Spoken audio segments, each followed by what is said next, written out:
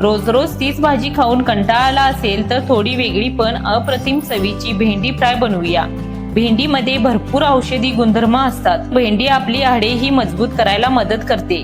अशी ही बहुगुणी भेंडीची भाजी कशी बनवायची ते पाहूया। तेलाचा एकही थेंब न घालता भाजी मोकळी सुटसुटीत कशी बनवायची ते पाहूया। चला तर वेळ न घालवता भेंडी फ्राय करूया। आज मी तुम्हाला तेलाचा एकही थेंब न वापरता भेंडीची सुकी भाजी बनवून दाखवणार आहे। ही बारीक अशी चिरून घेतलेली आहे, एकदम कवळी लुसलुशीत अशी भेंडी आहे। तर अशी छान अशी बारीक चिरून घेतली आहे। तर त्यासाठी एक गड्डा लसणाचा असा सोलून ठेचून घेतला आहे। तर 2 ओल्या मिरच्या बारीक चिरून घेतल्या। ह्या मिरच्या तिखट असल्यामुळे मी 2च मिरच्या चिरून घेतल्या। जर मिरची तिखट नसेल तर 4 ते 5 आपण मिरच्या चिरून घ्यायच्या आहेत। तर एक मध्यम साईजचा कांदा बारीक चिरून घेतला। एक खोबऱ्याची वाटी अशी खवून बारीक असा त्याचा खीस करून घेतलेला आहे। तर आता आपण भेंडीची भाजी कशी बनवायची ते पाहूया। गॅसवरती कढई ठेवलेली आहे। तेलाचा एकही थेंब न घालता आपल्याला भेंडीची भाजी बनवायची आहे। कढई गरम झाली की यामध्ये घालायची आपण भेंडी। कढई गरम झाली आहे, यामध्ये घालू आपण भेंडी।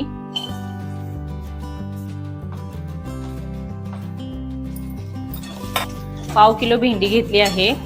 थोडा वेळासाठी आपण भेंडी अशी परतून घ्यायची। भेंडी चिरण्याच्या आधी स्वच्छ पाण्याने धुवून सुती कपड्याने अशी पूर्ण अशी पाणी त्यामधलं काढून पुसून घेतलेले आहे। तर चिरायच्या आधीच आपण भेंडी धुवून घ्यायची, ती आपण सुती कपड्याने अशी पुसून घ्यायची। त्यामुळे जास्त असं भेंडीमध्ये पाणी होत नाही व भेंडी आपली बिळबट होत नाही। म्हणून आपण चिरण्याच्या आधीच भेंडी अशी स्वच्छ पाण्याने धुवून चांगली सुती कपड्याने पुसून घ्यायची। तर अशी 1-2 मिनिटं अशी आपण भेंडी परतून घेतल्यानंतर छान असं भेंडीला थोडंसं पाणी सुटलेलं आहे। 1-2 मिनिटं आपण अशी भाजी परतून घेतल्यानंतर अर्धा चमचा जिरे घातल्यानंतर अशी आपण भेंडी अशी परतून घ्यायची। जिरे घातल्यानंतर यामध्ये घालायचे चिमूटभर हळद। त्यानंतर घालायचं आहे यामध्ये अर्धा चमचा मीठ, आवडीनुसार यामध्ये मीठ घालायचं।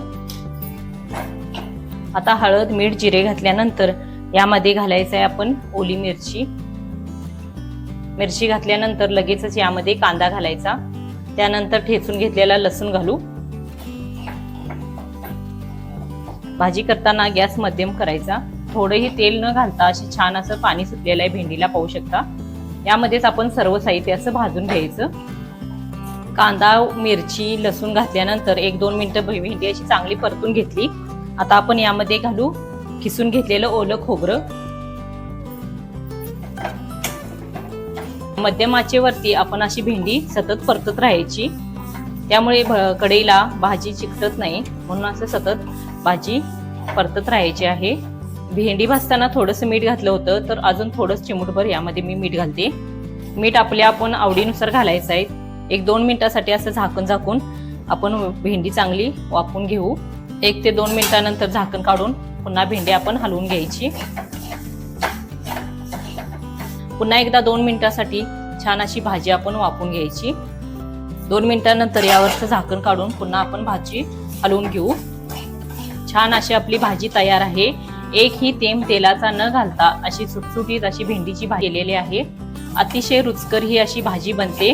तर छान अशी फळफळी, सुटसुटीत, थोडीही चिकट न झालेली अशी आपली भेंडीची सुकी भाजी तयार आहे। तर ही आपण चपाती, भाकरी संग खाऊ शकता। छान अशी भेंडी शिजलेली आहे, पाहू शकता आपण। हे आपण एका प्लेटमध्ये काढून घेऊ।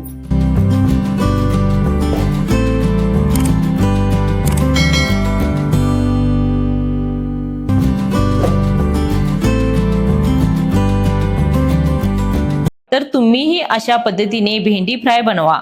व्हिडिओ आवडल्यास चॅनेलला सबस्क्राइब करा, कमेंट करा। धन्यवाद।